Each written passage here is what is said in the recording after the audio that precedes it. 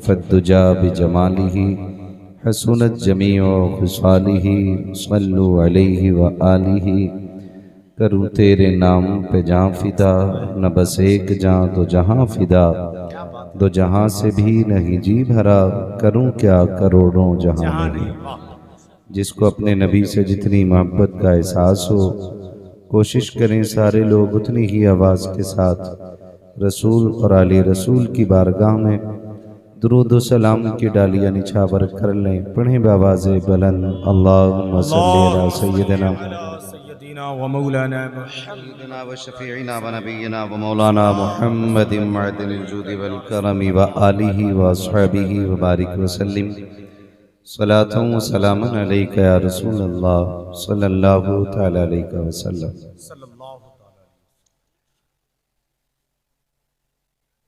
मैं सबसे पहले मुबारकबाद पेश करता हूँ कमेटी के उन तमाम अफराद को जिन्होंने उर्से मुक़द्दस की खूबसूरत महफिल सजाकर इन उलमाए अहले सुन्नत को दावत देकर इतनी रात गए ये महफिल सजा रखी है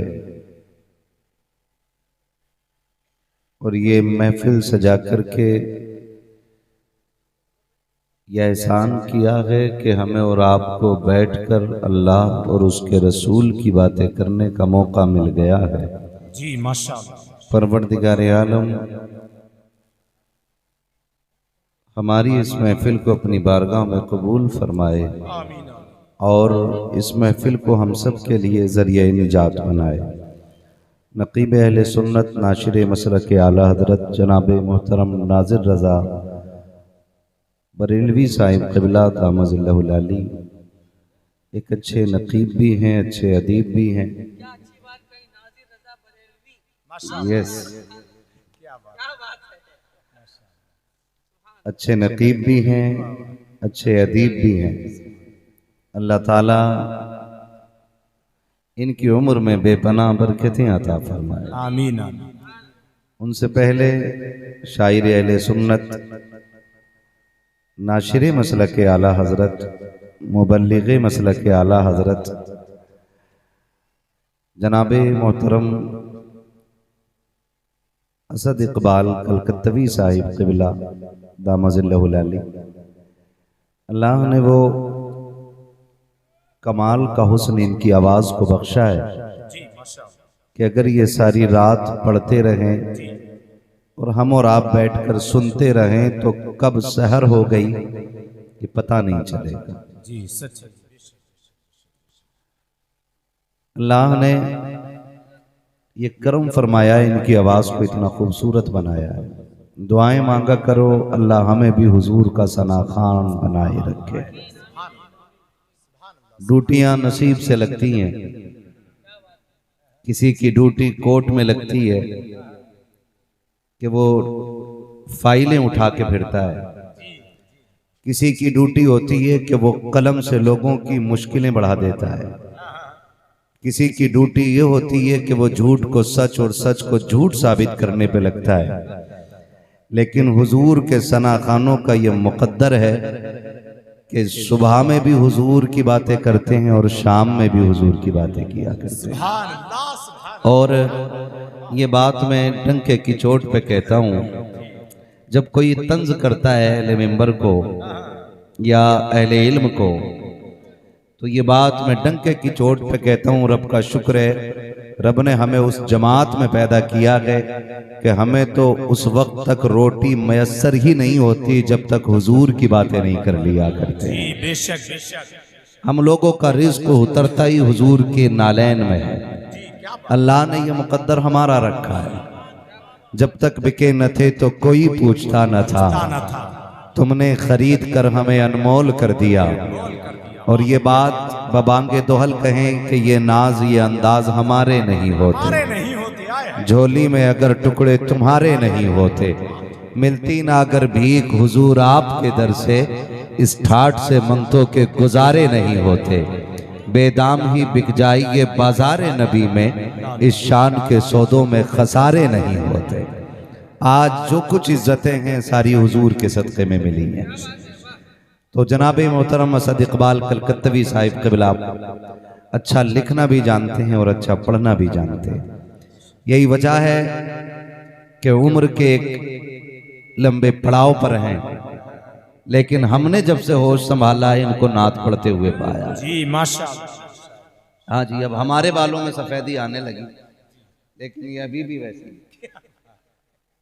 मतलब नात पढ़ने में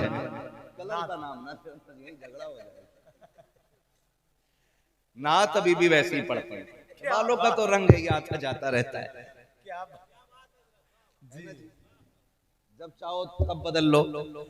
मेहंदियां इतनी क्वालिटी की हो गई हैं। खैर, अल्लाह सलामत रखे। मैं कहता हूं कि वक्त नहीं, कई दौर देख लिए इन्होंने नात पढ़ते पढ़ते। जी माशाअल्लाह। कई दौर देख लिए।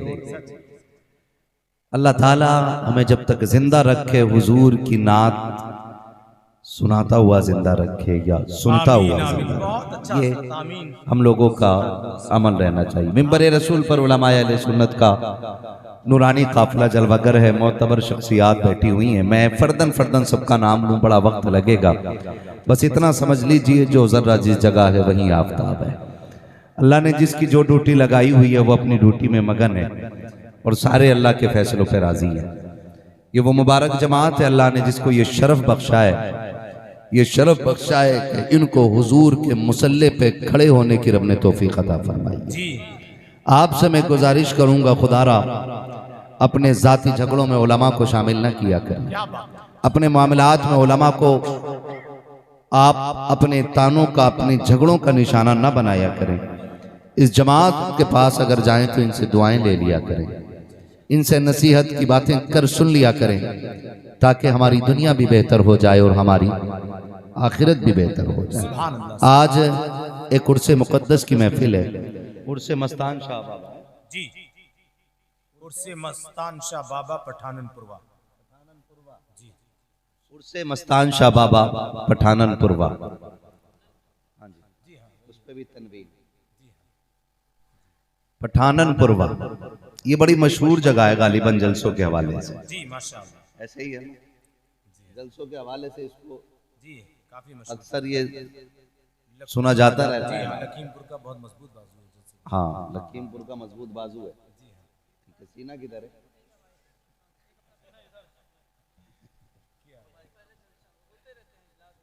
माशाअल्लाह जलसे होते रहते हैं, अल्लाह सलामत रखे। और मुझे लग रहा है जलसों का असर भी है। जी माशाअल्लाह। हाँ, अब उसके मैं पुट और पंजे पे बात नहीं करना चाहता। अल्लाह सलामत रखे, जलसों का असर दिख रहा है मुझे। ये पहली महफिल इस महीने की ऐसी है कि जिसमें ज्यादातर सरों पे टोपियां नजर आ रही हैं। ये यकीनन आपके जलसे सुनते रहने का असर होगा, है ना, वरना अक्सर 20 से 30% नंगे सर लोग बैठते हैं जलसों में आके। ये असर है जलसों का। ये एक दो बच्चों ने नहीं ओढ़ रखी, अल्लाह करे अगले जलसे में ये भी टोपियां ओढ़ के आए। उधर ना देखो तुम, मुझे देखो। जिनके नहीं है टोपियां, मैं उनसे बात कर रहा हूं, वो भी मेरे ही बच्चे हैं। जो ओढ़े बैठे वो भी हमारे ही हो। बस मैं चाहता हूं कि बच्चों को ये पता लग जाए कि हुजूर की महफिल में जाने का अदब ये होता है कि जिस तरह नमाजी नमाज के लिए जाता है, वैसे ही आशिकों को हुजूर के जिक्र की महफिल में जाना चाहिए, ताकि पूछना ना पड़े ये जमात किधर जा रही है, ये जमात किधर जा रही है। आपका अदब बता दे कि दीवाने हुजूर की महफिल में जा रही है। अल्लाह करे इस तरह से सज के खुशबू लगा के हुजूर की महफिल में आया करे। अल्लाह सलामत रखे सारे लोगों को, और अल्लाह सबको उर्स की और साहिब उर्स की बरकतें अता फरमाए। आमीन। अजीज़ाने गिरामी, मैं बहुत ज़्यादा वक्त नहीं लूँगा, बस कम वक्त में आप तक अपनी बातें पहुँचाऊँगा। मेरी आपसे इतनी गुजारिश है कि अगर बात ऐसी लगे कि अमल होना चाहिए तो कोशिश कीजिएगा, अमल करेंगे इंशाअल्लाह। इंशाअल्लाह वादा करें पहले इंशाअल्लाह। इंशाअल्लाह। इस नज़रिए से सुने कि हम अमल की कोशिश करेंगे।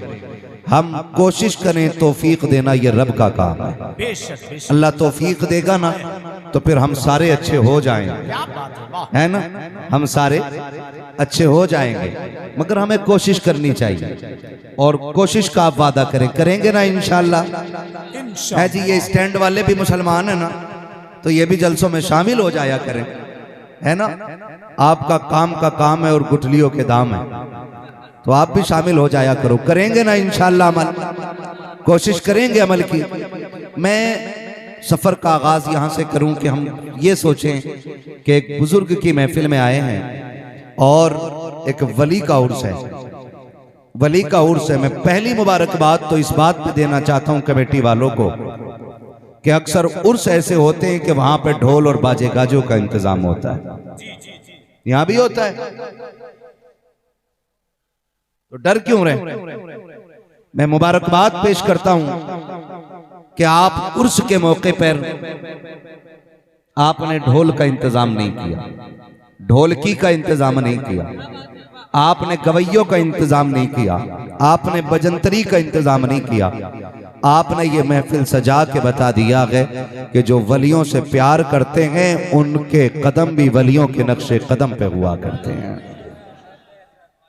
अक्सर ये देखा जाता है हमारे पश्चिमी यूपी में, असद भाई, आजकल ये बिल्कुल आम बात हो गई है कि उर्स हो और कव्वाल ना आए, हो ही नहीं सकता है।